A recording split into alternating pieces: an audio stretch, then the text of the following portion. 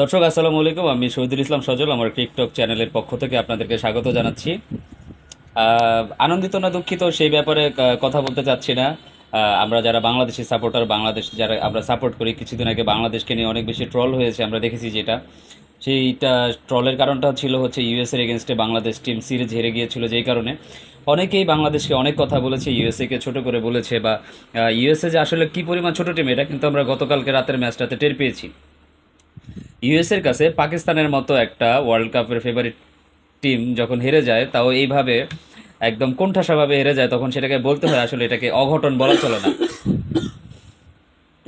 আপনারা যদি এটাকে আপসেট হিসাবে গণনা করেন তাহলে এটা ভুল করবেন, কারণ ইউএসএ এখন পর্যন্ত যে কয়েকটা ম্যাচ খেলেছে বা ম্যাচ জিতেছে, বাংলাদেশ বলেন, পাকিস্তান বলেন, বা লাস্ট যে ম্যাচটা 194 চেস করে তারা জিতলো, কোনোটাই কিন্তু আপসেট ছিল না। ইউএসএ তাদের যোগ্যতার প্রমাণ দিয়েই এই ওয়ার্ল্ড কাপ খেলতে এসেছে। তো আজকে এই ব্যাপারে আলাপ করার জন্য আমার সাথে আমার বন্ধু মাজারুল ইসলাম শামীম আছে। আমরা দুই বন্ধু মিলে এই ব্যাপারগুলো সর্ট আউট করার চেষ্টা করবো যে আসলে পাকিস্তান টিমের কোন জায়গায় ল্যাকিংস ছিল, বা কী কারণে পাকিস্তান টিম গতকালকের ম্যাচটা হারলো, সেই জিনিসটাই আমরা আলাপ আলোচনা করব। তো বন্ধু, তুমি তো পাকিস্তানের একজন খুব ভালো সাপোর্টার, মানে আমার যেটা মনে হয় যে আমি যদি ইন্ডিয়া সাপোর্ট করি, বাংলাদেশ সাপোর্ট করি, তুমি পাকিস্তানের খুব বড় মাপের একজন সাপোর্টার। তো তোমার কাছে কেন মনে হয় যে পাকিস্তান গতকালকের ম্যাচটাতে কেন হারছে, কী কারণে হারছে? ধন্যবাদ।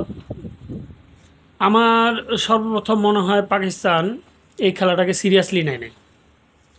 কারণ বলতেছি, কারণ ওরা বাংলাদেশ যেই ভুলটা করছে পাকিস্তান ঠিক একই ভুল করছে। ইউএসএ নতুন দল হিসেবে ওদেরকে আন্ডার এস্টিমেট করছে। ওদের খেলায় আমি একটা মুহূর্তের মধ্যেও দেখি নাই যে ওদের মানে এই ওয়ার্ল্ড কাপে যে জিতার জন্য পাকিস্তান আসছে সেই ধরনের কোনো মনোভাব ওদের ছিল। না বন্ধু, তুমি একটা জিনিস খেয়াল করছো, পাকিস্তান যখন ব্যাটিং করতে নামছে প্রথম 5 ওভারে তারা তোমার 28 রান করতে গিয়ে 3 উইকেট 3 উইকেট হারাইছে। চলে গেছে। আর 8 ওভার 2 বলে 50 রান, পাকিস্তানের সংগ্রহ কিন্তু 4 উইকেট। মাঝখানে যদি তোমার সাদাব খান এসে যদি একটু ঠুসঠাস না পিটাইতো তাহলে কিন্তু পাকিস্তানের 159 রানের সংগ্রহ সাথে হয় বাবর না। আজমও ছিল। বাবর আজমও ছিল। তাইলে একটা টিমের, এই পাকিস্তানের কিন্তু পাওয়ার প্লেতে একটা সমস্যা আছে, যে সমস্যাটা বাংলাদেশের সেম অলওয়েজ থাকে। সমস্যা। পাকিস্তান এই পাওয়ার প্লেতে কোনো সময় রান করতে পারে না, উইকেট দুই একটা পড়ে যায়, বা উইকেট নাও যদি যায় তাদের 6 ওভারে তারা কোনো সময় 50+ রান করতে পারে না, আমি দেখতেছি না। হুম। ঠিক আছে, এই হচ্ছে একটা ব্যাপার। আর আরেকটা কনসার্নের যে একটা বিষয় আছে, আজম খান পাকিস্তানের যে wicket keeper batsman, out of form totally. আগের ম্যাচটাতেও ভালো খেলে নাই, গতকালকের ম্যাচটাতেও কোনো রকমের ভালো খেলে নাই। ঠিক আছে, তোমার আজম খানের ব্যাপারটা নিয়ে তোমার কি মনে হয়? আজম খান কি আসলে খেলতে পারে না, নাকি আজম খানের ফিটনেসের সমস্যা আছে? না, আজম খান খেলতে পারে না এটা ভুল কথা। কারণ আজম খান তো ভালো খেলোয়াড়, ওটা প্রমাণ দিছে। ও কাউন্টি ক্রিকেটে মানে ঘরোয়া খেলাধুলায় ও অনেক ভালো করছে। কিন্তু আমার মনে হচ্ছে ওর একটু কনফিডেন্সের অভাব। ও নার্ভাস। ও এত বড় পর্যায়ে আসলে কিভাবে খেলতে হয় এখনো নিজেকে মানায় নিতে পারে নাই। চাপে আছে। কিন্তু পটেনশিয়াল আছে। এখন আমার মনে হয় আরেকটু সুযোগ পাওয়া উচিত। তারপরে একটা জিনিস কি খেয়াল করছো তুমি, আমি অন্য টিম যেই জায়গায় রান করতে তোমার একদম তোমার হেজিটেশন ফিল করতেছে, রান করতে পারতেছে না, ব্যাটের বল হচ্ছে না, সেই জায়গায় তোমার 160 রান যখন চেস করতে নামছে ইউএসএ টিম, আমি ভাবছিলাম যে পাকিস্তানের যে বোলিং লাইন আপ ওয়ার্ল্ডের সেরা একটা বোলিং লাইন আপ তুমি বলতে পারো। এই শাহিন শাহ আফ্রিদি, হারিস রৌফ, নাসিম শাহ, তারপরে তোমার মোহাম্মদ আমির, ওয়ার্ল্ডের ফ্রন্ট লাইনের 4টা বোলার তাদের টিমে খেলতেছে। এই টিমের এগেনস্টে 160 রান চেস করা কি ইউএস এর পক্ষে আসলে পসিবল ছিল বলে কি তোমার মনে হয়েছে? হ্যাঁ, আমি তো এক মুহূর্তের জন্য মনে হয়নি ইউএসএ এই রান টেস্ট করতে পারবে না। কারণ ওদের কনফিডেন্স দেখো তুমি। ওরা যেভাবে সাবলীল খেলা খেলছে, ওরা তো একটু মানে ওরা যে নতুন দল, ওদের মধ্যে যে একটু ভয় ভীতি থাকবে এই ধরনের কোনো কিছু ছিল না। ওরা কিন্তু সাবলীলভাবে ওদের খেলা খেলে গেছে। দিন শেষে ওরাই জয়লাভ করতে আচ্ছা, পারছে। তোমার একটা প্রশ্ন করি, তোমার কখন যায় মনে হয়েছে পাকিস্তান এই ম্যাচটা হারবো? কখন মনে হয়েছে তোমার? আমার যখন মনে হয়েছে যে ওই যে যখন ওদের 6 ওভারের মধ্যে পাকিস্তান ঠিক মতো উইকেট নিতে পারলো না, তখনই আমার মনে হয়েছে যে আমি তোমার পাকিস্তান। আমার কথা বলি, আমার কখন মনে হয়েছে যে পাকিস্তান হারবো? প্রথম ওভারে যখন শাহিন শাহ আফ্রিদি এসে একটা বাউন্ডারি খাইলো, তখনই আমার মনে হয়েছে যে এই ম্যাচটা পাকিস্তান আজকে গেছে। হুম। আর পাওয়ার প্লেতে তো উইকেট নিতেই পারে নাই। তারপরে দাও চিন্তা করো, তারা যখন ব্যাটিংয়ে নামছে, অ্যাপ্রোচটা কি ইউএস এর অ্যাপ্রোচটা কিন্তু তোমার ফার্স্ট থেকে লাস্ট পর্যন্ত অ্যাটাকিংয়ে ছিল। হ্যাঁ, হ্যাঁ, হ্যাঁ। ইউএস এর যে ক্যাপ্টেন মোনাক প্যাটেল, যদিও তারা ইন্ডিয়ায় অনূর্ধ্ব 19 বল অন্যান্য টিমে খেলছে সেটা কোনো ফ্যাক্ট না, বাট এখন তারা ইউএস এর নাগরিক, তোমার সেই হিসাবে তাদেরকে গণ্য করতে হবে। তো তাদের যে ব্যাটিং অ্যাপ্রোচ, মোনাক প্যাটেল বলো, তারপরে তোমার গোস গোস নামে একটা প্লেয়ার আছে, তো এরা দুইজন যেভাবে ব্যাটিংটা শুরু করছিল, এই ব্যাটিংয়ের ভিত্তিটাই কিন্তু তোমার আসলে ইউএসএর জয়ের দিকে নিয়ে গেছে। তারপরে অ্যারন জোন্সের কথা তো না বললেই না। লাস্ট ম্যাচে 194 যে তারা চেস করছে, সেই ম্যাচটাতে অ্যারন জোন্স 40 বলে 94 রানের একটা সিঙ্গেল হ্যান্ডেডলি ম্যাচটা বের করে নিচ্ছে, এবং গতকালকেও সেম কাজটা সে করছে।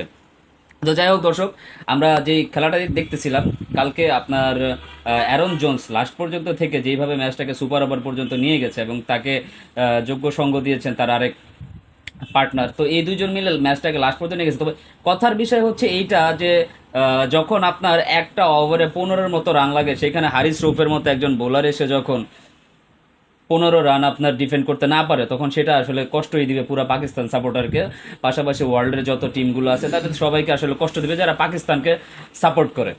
আপনি একটা সুপার ওভারের কথা তুমি বলো না হ্যাঁ, কেন? সুপার ওভারের কথা বলতেছি, আগে এটা শেষ দিই। তো লাস্টে আপনি সুপার ওভারের কথা পরে যাচ্ছি, আপনি 20তম ওভার করতে আসছেন, 15 রান লাগে আপনার, আপনি দিলেন প্রথম 3 বলে 3 রান, প্রথম 3 বলে 3 রান দিলেন, লাস্টের 3 বলে আপনার 12 রান লাগে। তো সেই সময় আপনার কেমন বোলিংটা করা উচিত ছিল সেটা আপনি খুব ভালো করে নেবেন। আপনি সেই লাস্টের 3 বলের মধ্যে কি করলেন, 2টা ফুল টাচ দিয়ে দিলেন, একটা দিলেন লেগ স্ট্যাম্পের বাইরে, আরেকটা দিলেন অফ স্ট্যাম্পের বাইরে। লেগ স্ট্যাম্পের বাইরেটা মারলো অ্যারন জোন্স আপনাকে 6, আর অফ স্ট্যাম্পের বাইরে অন্য ব্যাটসম্যান আপনাকে একটা 4 মেরে ম্যাচটাকে টাই করে দিল।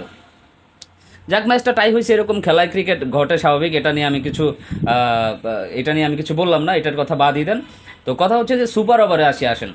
সুপার ওভারে আসি মোহাম্মদ আমির খেলাটা যখন চলতেছিল, সেই চলার অবস্থায় 19তম ওভারে এসে মোহাম্মদ আমির রান দিয়েছে মাত্র 5 রান দিয়েছে মাত্র।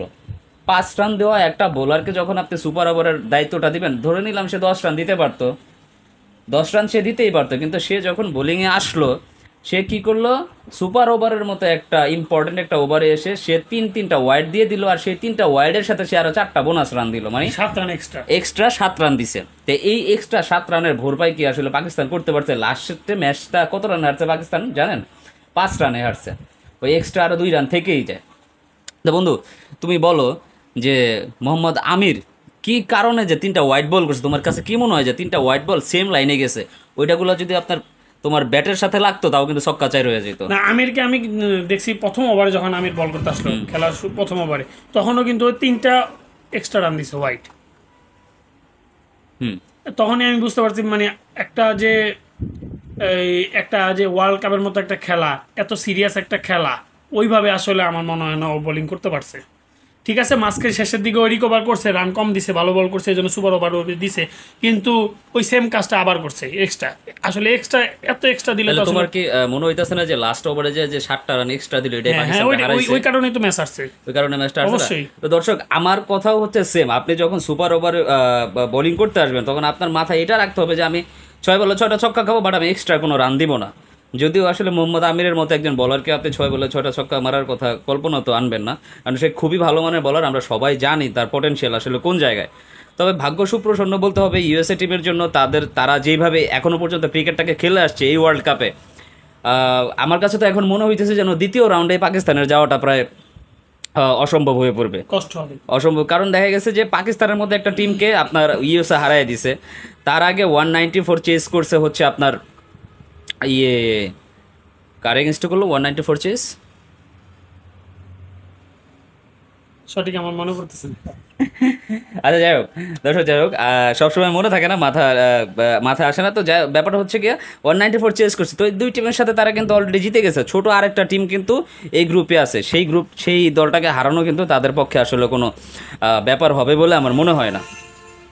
তো দর্শক, কথার মধ্যে কথা হচ্ছে, একটা ম্যাচ আমরা ধরে নিলাম ইন্ডিয়ার কাছে হেরে যাবে, কিন্তু বাকি ম্যাচটা যদি জিতে যায় ইউএসএ, সেই ক্ষেত্রে পাকিস্তান আসলে সেকেন্ড রাউন্ডে কীভাবে যাবে সেটা হচ্ছে মুখ্য আলোচনার বিষয়। আর অ্যাজ এ বাংলাদেশি সাপোর্টার, আমরা যারা বাংলাদেশ ক্রিকেটকে সাপোর্ট করি, কিছুটা হলেও আমরা শান্তির জায়গা খুঁজে পাইছি যে বাংলাদেশ আসলে ইউএসএর সাথে যে হারছে, সেই হারাটার কোনো নিঃসন্দেহে কোনো কারণ আছে। যেই টিম 159 রান চেস করতে পারে, সুপার ওভারে গিয়ে পাকিস্তানের মতো একটা টিমকে বিট করতে পারে, সেই টিম 20 বলে 22 রান লাগা বাংলাদেশকেও হারাইতে পারে, এই জিনিসটা আপনার মাথায় রাখতে হবে। সেই টিম ওয়ার্ল্ড কাপ নিল, আমিও অস্বাভাবিক মনে করি। আমার বন্ধু বলতেছে সেই টিম ওয়ার্ল্ড কাপ নিলেও নাকি অস্বাভাবিক হওয়ার কিছুটাই।